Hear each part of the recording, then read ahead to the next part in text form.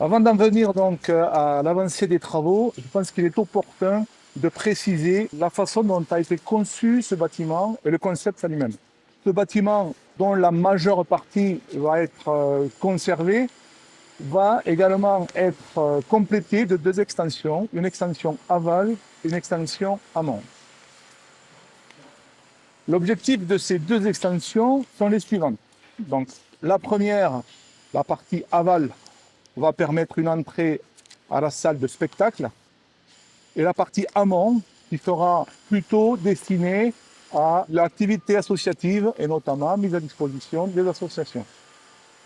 Ces deux volumes-là, physiquement, vont être mis en évidence dans le bâtiment par deux volumes bien précis, donc un volume spectacle côté aval, un volume association côté amont, et ces deux volumes seront divisés physiquement par un escalier central qui va permettre l'accès à ces deux volumes. Concrètement, cela veut dire quoi par rapport à la réhabilitation en elle-même? Effectivement, elle nécessite, notamment par rapport aux normes sismiques, du renfort, de la démolition. Dans la mesure où on veut augmenter le volume, elle nécessite de la reprise en sous-œuvre de fondation. Et tous ces travaux-là sont effectivement réalisés à l'intérieur du même du bâtiment, ce qui n'est pas forcément visible. Pour ce qui est de l'extension aval, cette extension aval qui est par rapport au volume du bâtiment, comme je le disais précédemment, beaucoup plus restreinte, va engendrer des travaux beaucoup plus minimes et qui sont réalisés dans un second temps. J'expliquerai aussi pourquoi. La partie supérieure, extension amont, elle est bien plus particulière à réaliser dans la mesure où, effectivement, l'extension va nécessiter de nouvelles créations et de nouvelles fondations, mais également se raccorder aux bâtiments existants. Tous ces travaux-là, qui sont par rapport à l'environnement très contraint, il ne faut pas oublier de le dire, ne sont pas réellement visibles puisque l'objectif aussi de ce projet est de s'intégrer à l'environnement et notamment au relief. Ce qui veut dire que tous ces travaux-là, et jusqu'à présent, sont quasiment réalisés en sous-œuvre, ce qui, effectivement, contrairement à un terrain plan où on voit une bâtisse monter dans ses volumes progressivement, ne permet pas une visibilité pour les personnes qui sont extérieures au chantier et qui ne viennent pas depuis l'intérieur vérifier et voir, se rendre compte de l'avancée des travaux. Pour en revenir au sujet initial, donc l'avancée des travaux, où en est-on?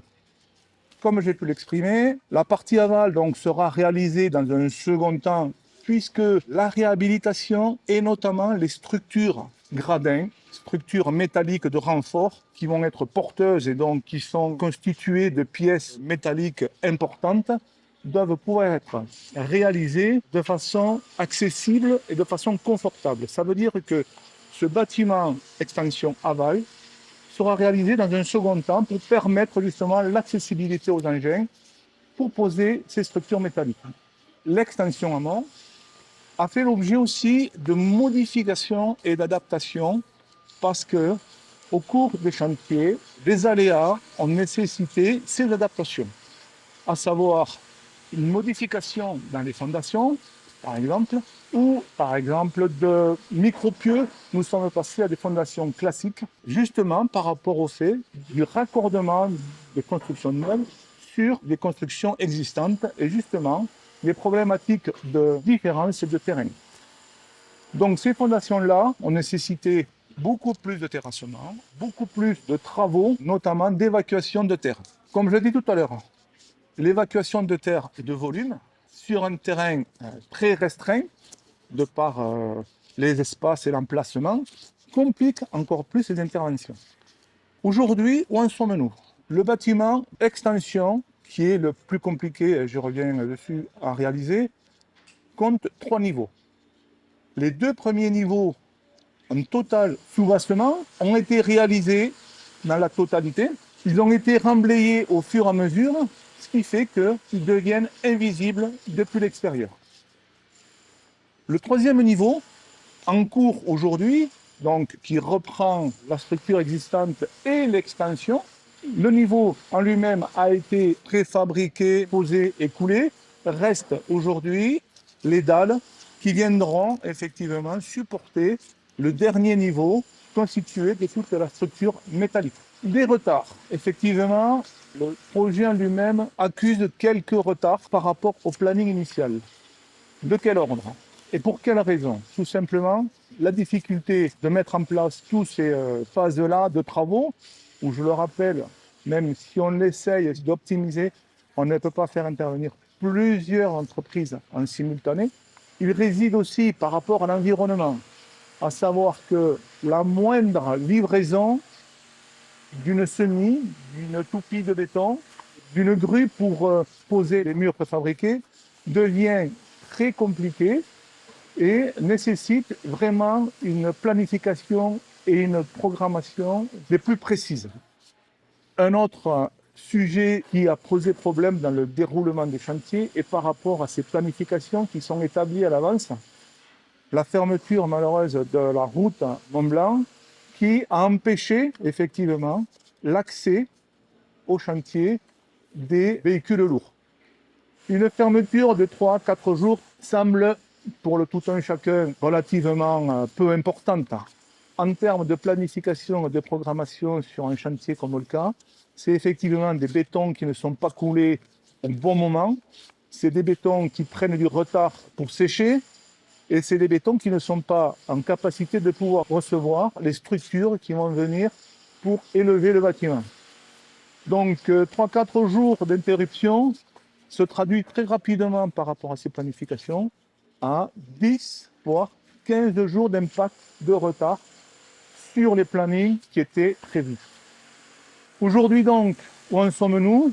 Les objectifs qui étaient fixés avant les fêtes étaient de finaliser les structures maçonnerie et gros œuvres béton et derrière de pouvoir déposer avant les vacances de Noël la charpente métallique. Malheureusement aujourd'hui, pour pouvoir stabiliser la charpente métallique, 5 semaines sont nécessaires. Compte tenu des glissements que je viens d'expliquer, aujourd'hui, la charpente métallique ne pourra pas être posée. Nous avons dans les plannings, en termes de possibilités, seulement que 2 semaines avant la fermeture du chantier pour les fêtes de Noël et de fin d'année, ce qui est quasi impossible pour l'entreprise de poser cette structure et de la stabiliser correctement. Pour autant, cette charpente métallique est en cours de construction, l'équivalent de, pour avoir un ordre d'idée, 80 tonnes de fer, qui sont posées et fabriquées au centimètre près. Donc le chantier en lui-même, effectivement, prend un petit peu de retard, on en est conscient. Cependant, tout est mis en œuvre pour que dès début d'année, la structure soit posée, elle soit prête, et que le chantier puisse continuer tel que ça avait été envisagé jusque-là.